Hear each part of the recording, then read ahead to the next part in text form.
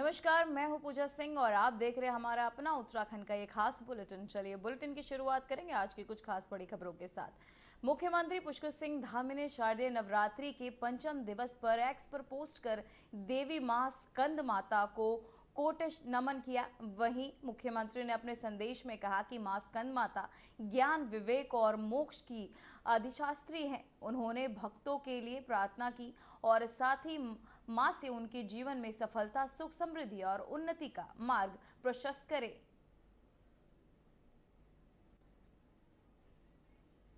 तो वहीं आपको बताते चले, सीएम ने स्कंद माता को किया नमन। साथ ही पंचम नवरात्रि लक्ष्य पर सीएम ने मां को नमन कर उनका आशीर्वाद लिया।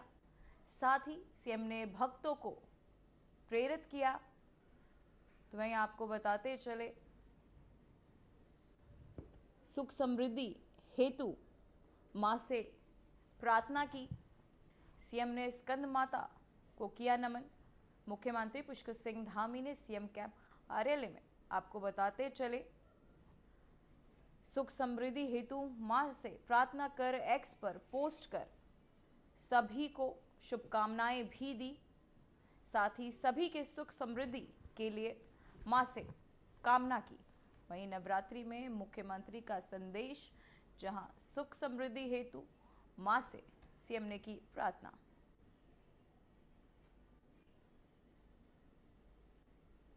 तो वहीं मुख्यमंत्री पुष्कर सिंह धामी ने सीएम कैंप कार्यालय परिसर गेट में नगर निगम देहरादून के तहत संचालित वैक्यूम आधारित रोड स्वीपिंग मशीन को हरी झंडी दिखाकर रवाना किया। वहीं मुख्यमंत्री ने कहा कि इस पहल से देहरादून को स्वच्छ और हरा भरा बनाए रखने में मदद मिलेगी। इस नई मशीन की मदद से एक बार फिर 40 किलोमीटर की सफाई संभव होगी, जिससे जनशक्ति और समय की बचत होगी।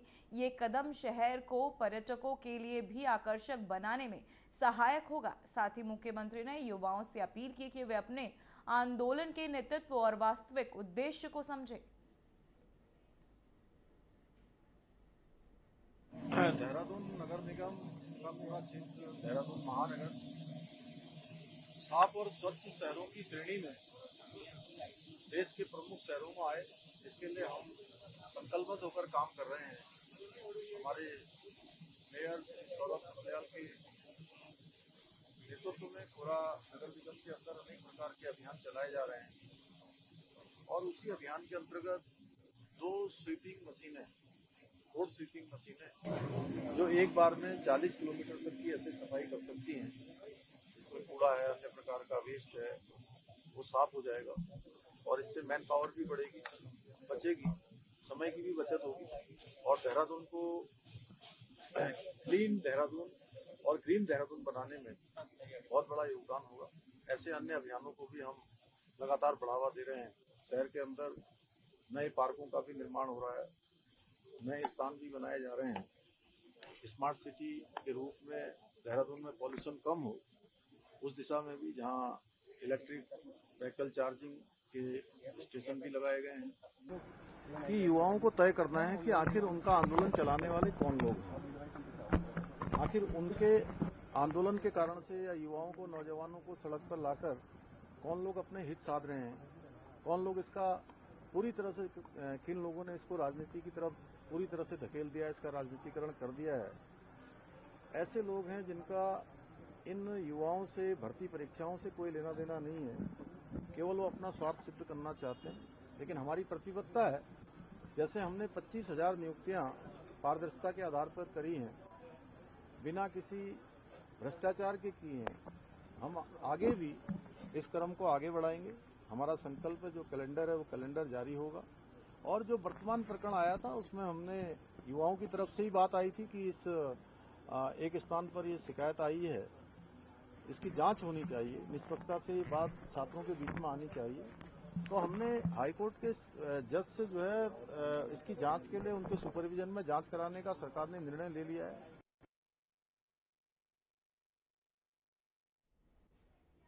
तो वहीं बड़ी खबर देहरादून से है, जहां प्रदेश के मुख्यमंत्री पुष्कर सिंह धामी की अध्यक्षता में राज्य दिव्यांग सलाहकार बोर्ड की अहम बैठक हुई। इस बैठक में दिव्यांगों से जुड़ी समस्याओं पर मंथन हुआ और दिव्यांग कल्याण से जुड़ी मौजूदा योजनाओं और नीतियों की समीक्षा भी मुख्यमंत्री के निर्देश पर हुई। धामी सरकार का फोकस राज्य के दिव्यांगजनों को बेहतर सुविधाएं और अधिकार सुनिश्चित करना है, जिससे दिव्यांगों को सरकार से मिल रही समस्याओं से वंचित ना हो।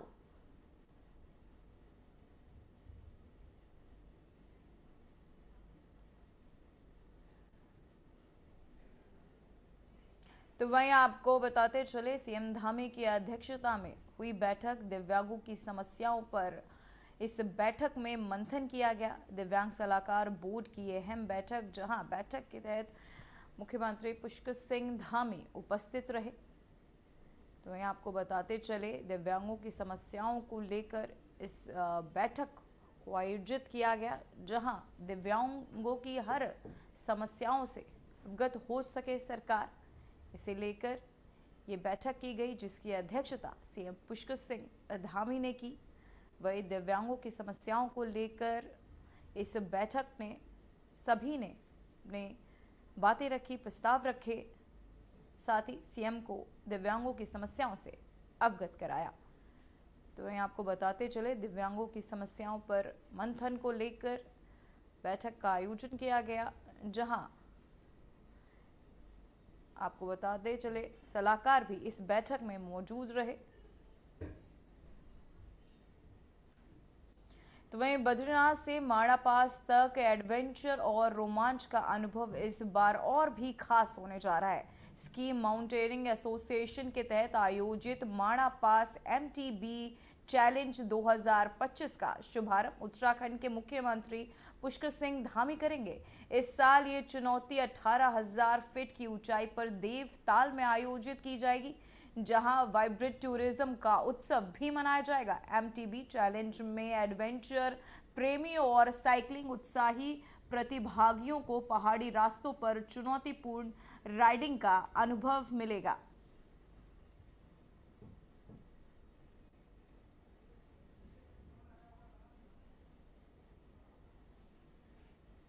तो वहीं आपको बताते चले, 18,000 फीट पर एडवेंचर का आयोजन किया, जहां बद्रीनाथ माड़ा पास रोमांच जो है शुरू हुआ, जहां एडवेंचरस के लिए ये नया कार्यक्रम की जो शुरुआत है हो रही, जहां पहाड़ी रास्तों पर ये चुनौतीपूर्ण राइडिंग आयोजन किया जाएगा। बद्रीनाथ माड़ा पास रोमांच अब शुरू। वहीं देवताल में पर्यटन का ये पर्व मनाया जा रहा है, जहां पहाड़ी रास्तों पर चुनौतीपूर्ण राइडिंग आयोजन किया गया है, जहां बढ़ चढ़कर राइडर्स ने हिस्सा लिया है। सभी एडवेंचरर्स इस कार्यक्रम के तहत मौजूद पहाड़ी रास्तों पर चुनौतीपूर्ण राइडिंग। तो वहीं बद्रीनाथ माड़ा पास रोमांच जो है अब शुरू हो चुका है, जहां देवताल में पर्यटन पर्व के रूप में मनाया जा रहा है, जहां पहाड़ी रास्तों पर चुनौतीपूर्ण राइडिंग का आयोजन किया गया, जहां बद्रीनाथ माड़ा पास का रोमांच जो है अब शुरू होता नजर आ रहा है। तो वहीं खबर अल्मोड़ा से, जहां शोभन सिंह जीना विश्वविद्यालय परिसर अल्मोड़ा में छात्र संघ चुनाव का बिगुल बज चुका है। नामांकन प्रक्रिया लगभग पूरी हो चुकी है। इस बार कुल 11 पदों पर 15 प्रत्याशियों ने मैदान में उतरकर चुनावी माहौल गरमा दिया है। अध्यक्ष पद पर सीधी टक्कर दीपक लोहनी और लोकेश सुयाल के बीच होगी। बाकी पदों पर भी प्रत्याशियों ने नामांकन दाखिल किया है, जिससे प्रतिस्पर्धा रोचक हो गई है। चुनावी कार्यक्रम के तहत 25 सितंबर को परिसर में गैदरिंग होगी, वहीं जिससे प्रत्याशी छात्र छात्राओं के सामने अपनी बात रखेंगे। इसके बाद 27 सितंबर को मतदान होगा। मतदान के तुरंत बाद मतगणना कर देर शाम तक परिणाम घोषित कर दिए जाएंगे और विजयी प्रत्याशियों को शपथ दिलाई जाएगी। तो वहीं छात्र संघ चुनाव को लेकर पुलिस प्रशासन पूरी तरह सतर्क है। शांति व्यवस्था बनाए रखने के लिए सुरक्षा के पुख्ता इंतजाम भी किए गए हैं। तो वहीं आपको बता दें 15 प्रत्याशी 11 पदों को लेकर ये नामांकन जो अल्मोड़ा छात्र संघ चुनाव जो है शुरू हो चुका है, जहां दीपक और लोकेश के बीच ये मुकाबला होना है।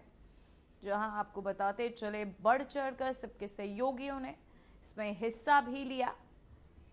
अल्मोड़ा छात्र संघ चुनाव शुरू, जहां सभी छात्र चुनाव को लेकर तैयारियों में जुटे हुए, साथ ही हिस्सा लेते हुए 15 प्रत्याशी 11 पदों के लिए ये नामांकित किए जाएंगे। जहां अल्मोड़ा छात्र संघ चुनाव शुरू। तो वहीं आपको बताते चले दीपक और लोकेश के बीच ये मुकाबला होना है, जहां छात्र संघ कर ये मुकाबला अल्मोड़ा छात्र संघ का चुनाव अब शुरू। जो छात्र संघ के जो आगामी चुनाव है, इसके लिए पुलिस पूरी तरह चुस्त दुरुस्त यहाँ पर लगी हुई है और आज नामांकन है, कल जनरल गैदरिंग और परसों चुनाव का दिन है। इन सब के लिए हमने पुलिस की पूरी व्यवस्था करी हुई है और आज अभी जो नामांकन होंगे इसमें ये लोग जुलूस के रूप में आएंगे, तो जितने भी जुलूस हैं इनके साथ भी हमारी पूरी पुलिस लगी हुई है और जितने भी चुनाव है हमारे, इसको हम शांतिपूर्ण ढंग से कराने के लिए पूरी तरह प्रतिबद्ध हैं। चुनाव की प्रक्रिया गतिमान है। आज नामांकन हो रहा है। प्रत्येक पद पर प्रत्याशी अपना आवेदन कर रहे हैं। अध्यक्ष, उपाध्यक्ष, छात्रा उपाध्यक्ष, सचिव, उप सचिव, सांस्कृतिक सचिव, और उम्मीद है कि इनके नामांकन पत्रों की जांच के उपरांत वस्तु स्थिति स्पष्ट हो पाएगी।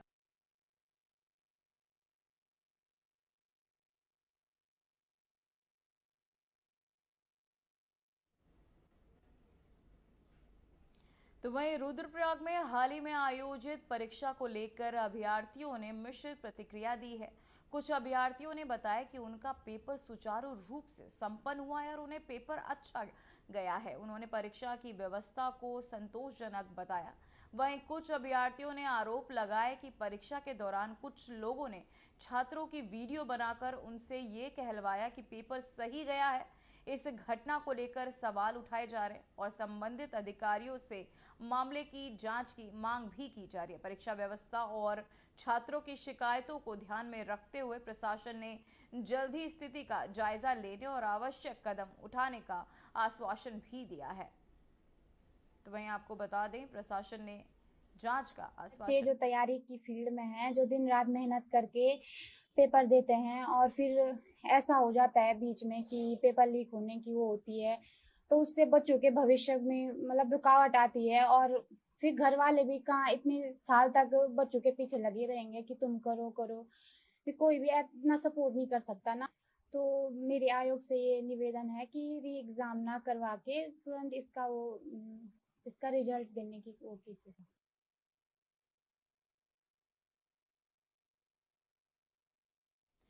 तो वहीं नगर पंचायत इमली खेड़ा में प्रधानमंत्री नरेंद्र मोदी के जन्मदिन के अवसर पर 17 अक्टूबर से 2 अक्टूबर तक स्वच्छता पखवाड़ा कार्यक्रम का सफल आयोजन किया गया। इस कार्यक्रम के तहत नगर पंचायत के प्रथम अध्यक्ष मनोज सैनी ने बताया कि स्वच्छता को लेकर पूरी नगर पंचायत में जागरूकता फैलाने के लिए यह अभियान चलाया जा रहा है। वहीं प्रथम अध्यक्ष मनोज सैनी ने कहा कि नगर के प्रत्येक मोहल्ले और गली को पूर्णतः स्वच्छ रखने के लिए नगर पंचायत इमली खेड़ा में शपथ ग्रहण कार्यक्रम आयोजित किया गया, जिसमें सभी नागरिकों ने स्वच्छता बनाए रखने की प्रतिबद्धता जताई। उन्होंने ये भी बताया कि शपथ को आगे भी लोगों तक पहुंचाया जाएगा ताकि पूरे क्षेत्र में सफाई का माहौल कायम रहे।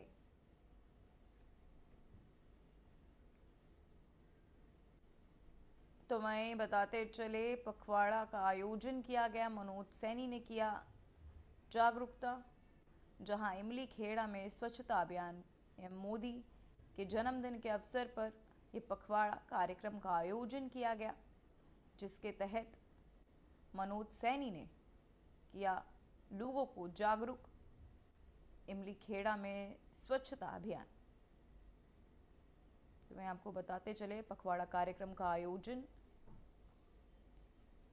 मनोज सैनी ने किया लोगों जागरूक इमली खेड़ा में स्वच्छता अभियान।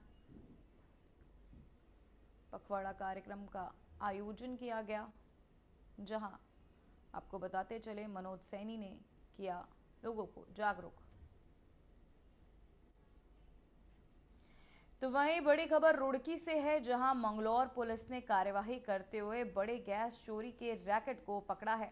पुलिस ने देर रात गैस चोरी के बड़े खेल का भांडाफोड़ करते हुए 23 सिलेंडर से भरे एक पिकअप वाहन और अवैध गैस ट्रांसफर में इस्तेमाल होने वाले कैप्सूल बरामद किए। पुलिस के मुताबिक पकड़ा गया कैप्सूल लंबे समय से सिलेंडरों के गैस निकालकर अवैध तरीके से ट्रांसफॉर्म करने के लिए इस्तेमाल किया जा रहा था। पुलिस की त्वरित कार्यवाही कर 3 आरोपी मौके से फरार हो गए, जिनकी तलाश की जा रही है। गौरतलब है कि इससे पहले भी हरिद्वार में प्रशासनिक टीम बड़ी कार्यवाही कर चुकी है, जिससे गैस चोरी के नेटवर्क का खुलासा हुआ है। तो वहीं आपको बताते चले गैस चोरी के रैकेट का भांडाफोड़ कर पुलिस ने आपको बताते चले 3 आरोपियों को जो मौके से फरार हो गए, उनकी तलाश लगातार जारी है। तो वहीं मंगलौर पुलिस की ये बड़ी कार्यवाही जो है सामने आई है, जहां गैस चोरी के रैकेट का भांडाफोड़ करती हुए पुलिस जहां को बताते चले अपराधियों की तलाश जो है अभी भी पुलिस कर रही है। तो वहीं लगातार चेकिंग अभियान चलाए जा रहे थे। साथ ही मंगलौर पुलिस की ये बड़ी कार्यवाही गैस चोरी के रैकेट का किया भांडाफोड़। तो वहीं खबर यमुना घाटी से, जहां प्रदेश सरकार की शिक्षा नीति को लेकर युवाओं का गुस्सा चरम पर है। यूकेएसएससी भर्ती में पेपर लीक के खिलाफ यमुना घाटी में लगातार युवाओं के तहत प्रदर्शन किया जा रहा है। युवाओं ने घाटी के बड़कोट और नौगांव बाजार भर में जुलूस निकालकर मुख्य चौराहा पर जमकर प्रदर्शन कर सरकार के खिलाफ नारे लगाए। इसके साथ ही बड़कोट में भी युवाओं ने बेरोजगार संगठन के समर्थन में जोरदार प्रदर्शन किया। प्रदर्शनकारी युवाओं ने कहा कि छात्र दिन रात मेहनत करके प्रतियोगिता परीक्षाओं की तैयारी करते हैं, लेकिन हर बार पेपर लीक होने से उनका भविष्य अंधकार में धकेला जा रहा है। युवाओं ने सड़कों पर उतरकर सरकार के खिलाफ नारेबाजी कर सीबीआई जांच की मांग भी की। तो वहीं आपको बताते चले पेपर लीक को लेकर ये रोष जो है देखने को मिल रहा है। पेपर लीक को लेकर छात्रों का ये प्रदर्शन लगातार बढ़ता हुआ, सड़क पर उतरकर छात्र लगातार नारेबाजी करते नजर आ रहे हैं। वहीं सरकार से सीबीआई जांच की मांग भी कर रहे हैं छात्र।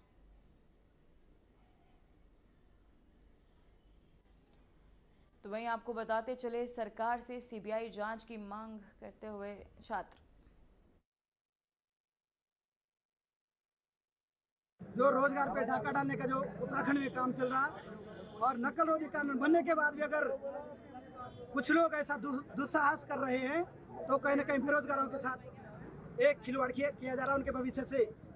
हम चाहते हैं कि जब तक आमी सरकार और मोदी सरकार उत्तराखंड के भर्ती घोटालों और इस पेपर लीक की सीबीआई जांच नहीं करवाती है, तब तक उत्तराखंड का युवा चैन से नहीं बैठेगा। सबसे पहले यूकेएसएससी के सचिव मारतोलिया जी को अपने पद से इस्तीफा लीजिए और सीबीआई जांच को लेकर के हमारे तमाम जो बेरोजगार साथी देहरादून में परेड ग्राउंड में पिछले 4-5 दिनों से धरने पर बैठे हुए हैं, उनकी मांगों को शीघ्र सुना जाए।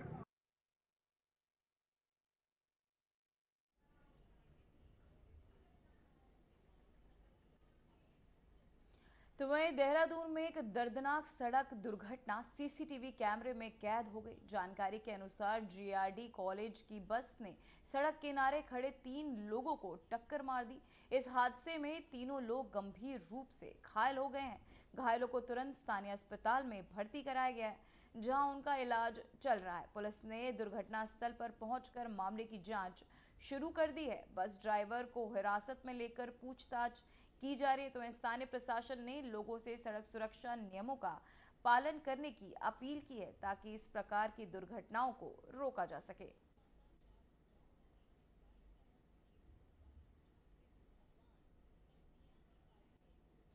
तो वहीं आपको बताते चले पुलिस ने मौके पर पहुंचकर जांच शुरू कर दी है, जहां देहरादून में बड़ा सड़क हादसा देखने को मिला, जहां एक बस ने सड़क किनारे खड़े 3 लोगों को एक जोरदार टक्कर से तीनों लोग घायल हो गए। जहां मौके पर मौजूद लोगों ने उन्हें नजदीकी अस्पताल पहुंचाया, जहां उनका इलाज चल रहा है, वहीं घटना ये सीसीटीवी कैद आपको बताते चले, सीसीटीवी कैमरे में पूरी घटना जो है कैद हो गई। साथ ही आपको बता दें घायलों का इलाज चल रहा है, जहां पुलिस जो मौके पर पहुंची है, साथ ही जायजा जो आपको बताते चले जांच कर रही है। तो वह हरिद्वार के एक निजी होटल में भारतीय मानक ब्यूरो देहरादून शाखा के तहत विश्व मानक दिवस 2025 के उपलक्ष्य में मानक महोत्सव का आयोजन किया गया। इस कार्यक्रम में राज्यसभा सांसद नरेश बंसल मुख्य अतिथि आपको बताते चले तथा राज्यसभा सांसद कल्पना सैनी विशिष्ट अतिथि के रूप में उपस्थित रही। कार्यक्रम का उद्देश्य उद्योग, खाद्य विकास और रोजगार को बढ़ावा देना था। राज्यसभा सांसद नरेश बंसल ने अपने संबोधन में कहा कि जीवन को संरक्षित और बेहतर बनाने के लिए मानकों का होना आवश्यक है। तो वहीं आपको बताते चले मानक महोत्सव का आयोजन, जहां सांसद नरेश बंसल रहे मुख्य अतिथि के रूप में मौजूद। मानक दिवस एक कार्यक्रमों की श्रृंखला करता है अपना भारतीय मानक ब्यूरो। मानक दिवस पर जो SDG गोल 70 है, जिसमें सबकी साझेदारी है, विकास के सतत आयाम है, विकास के सतत लक्ष्य हैं, उनको प्राप्त करने के लिए जो स्टेक होल्डर्स हैं, उनका क्या क्या दायित्व होगा, क्या क्या कर्तव्य होगा, कैसे सब मिलकर उसको प्राप्त करेंगे, उस पर चिंतन मंथन ये कार्यक्रमों के माध्यम से करते हैं। और मैं उनको बधाई देता हूँ कि इस प्रकार ये सचेत रहते हैं अपने कर्तव्य के प्रति। विश्व मानक दिवस के अवसर पर हमारे प्रदेश से इस कार्यक्रम का मानक महोत्सव के रूप में आयोजन किया है और उसी कार्यक्रम में हमारे उद्योगपति और हम भी यहाँ उपस्थित। जैसे GST लागू की गई है, ये जागरूकता नहीं, मैं आदरणीय प्रधानमंत्री नरेंद्र मोदी जी को बार बार धन्यवाद देती हूँ। अपने जिस तरह से इस दशक में उन्होंने अपने देश के हितों की चिंता की है, विकास की तरफ ये देश बढ़ाया है। देखिए, भारतीय मानक ब्यूरो एक ऐसी संस्था है जो प्रोडक्ट के मानकीकरण में और उनके स्टैंडर्ड सेट करने में बड़ी महत्वपूर्ण भूमिका निभा रही है। भारतीय मानक ब्यूरो ने पिछले कुछ वर्षों में एक सर्टिफाइड एजेंसीज के साथ साथ अपने रोल में एक बड़ा परिवर्तन ये किया है कि वो अब इस समय एक अवेयरनेस कैंपेन को लेके चल रहे हैं, यानी कि लोगों को जागरूक करना, समाज के हर हिस्से को जागरूक करना, चाहे उसमें वो कस्टमर हैं, मैन्युफैक्चरर्स हैं, स्टेक होल्डर्स हैं। देखिए, आपने ये नारा तो सुना ही होगा कि बेहतर विश्व के लिए साझा दृष्टिकोण। ये जो टैगलाइन है, ये विश्व मानक दिवस के उपलक्ष्य में जो 3 प्रमुख संस्थान हैं विश्व स्तर पर, ISO, IEC और ITO, इन्होंने साझा ये वक्तव्य दिया है कि इस बार का जो मानक महोत्सव, ये जो मानक दिवस है, इसको आप इस थीम पर मनाएं। भारतवर्ष में जैसा आप जानते हैं कि भारतीय मानक ब्यूरो राष्ट्रीय मानकीकरण निकाय है, तो ये हमारी जिम्मेदारी है कि हम हमारे जितने भी हितधारक हैं उनको सम्मिलित करते हुए इस महोत्सव को मनाएं और ये एक संदेश जनमानस तक पहुंचाएं कि मानकों का विकल्प कोई नहीं है और क्वालिटी से हमें कोई कॉम्प्रोमाइज़ नहीं करना है।